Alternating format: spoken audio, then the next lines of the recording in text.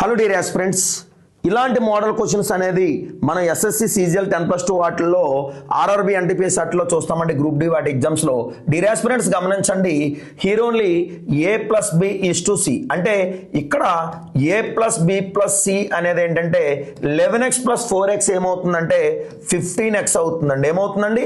15x అవుతుందండి. అట్లాగే ఇక్కడ కూడా చూసుకుంటే కనుక బి ప్లస్ సి ప్లస్ ఏ అనేది ఉంది. సో చూసుకుంటే ఇక్కడ రేషియో ఏమవుతుందంటే కనుక 35x ఉందండి. సో డియర్ ఆస్పిరెంట్స్ ఇక్కడ గమనించారా, ఇక్కడ A plus B plus C కనబడతా ఉంది, ఇక్కడ కూడా చూసుకుంటే కనుక ఏ ప్లస్ బి ప్లస్ సి కనబడతా ఉందండి. రేషియోలో ఉన్నప్పటికీ some of the ratio 35x అండి. అలాగే ఇక్కడ చూసుకుంటే some of the ratio 15x అండి. రైట్ అండి. సో మరి రెండు ఒకేలా కనబడాలా లేదా?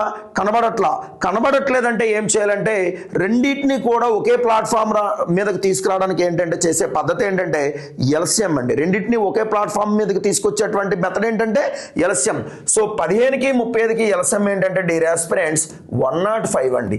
సో 15 మూళ్ళ 105, 35 మూళ్ళ 105 అండి. రైట్ అండి. మరి ఇప్పుడు వాడు అడిగింది కూడా ఏంటి?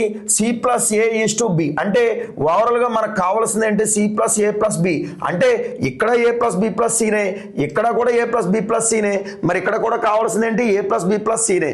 సో ఈ మూడు కూడా మనం యాడ్ చేసుకుంటే ఏం రావాలంటే మనకి 105 రావాలి. అలాంటిది ఏదైనా ఉందంటే కనుక 22 ఏమవుతుందంటే మనకి 31 అవుతుందండి. 31తో మనకి 105 వచ్చే ఛాన్స్ లేదండి. ఏమొస్తుందంటే 5 1 5, 5 3 15. అంటే ఫస్ట్ ఆప్షన్ ఫెయిల్ అయిందండి. సెకండ్ ఆప్షన్ చూడండి, 11 10 కలిపితే ఏమవుతుందంటే 21 అండి. 21 5లో ఏమవుతుందంటే 105 అవుతుందండి. సో చూసుకుంటే కనుక ఆప్షన్ 2 అండి. అట్లాగే 20 23 కలుపుకుంటే ఏమవుతుందంటే కనుక 43తో 105 అనేది రాదండి. అట్లాగే 15 17 32 అండి. ఈ 32 అనేది ఏంటంటే 105లో డిజిబుల్ అయ్యే ఛాన్స్ లేదండి. ఒకే ఒక ఆప్షన్ ఏంటంటే డిజిబుల్ అయ్యే ఛాన్స్ ఏంటంటే ఆప్షన్ 2 అండి. రైట్ అండి.